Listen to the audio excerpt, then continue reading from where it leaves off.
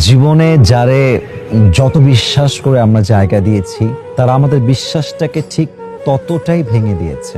এবং আমার কাছে মনে হয় যে যারা বিশ্বাস নিয়ে খেলে তারা প্রথমে কিন্তু এটা তারা বুঝে ওঠে না যে আমি কার বিশ্বাস নিয়ে খেলছি, কাকে আমি বিশ্বাসে আঘাত করছি। কিন্তু একটা সময় যখন সে দেখে যে যার বিশ্বাস নিয়ে আমি খেলেছি সে আমাকে ছেড়ে চলে গেছে, ছেড়ে যাওয়ার পরে কিন্তু তার মূল্যবোধটা তার জীবনে তখন বুঝে আসে। বাট তখন আর আসলে কোনো লাভ হয় না বুঝে এসে, কারণ বিশ্বাস ভাঙার পরে যে সম্পর্কটা থাকে পৃথিবীতে এটা একটা বাধ্যবাধকতার সম্পর্ক।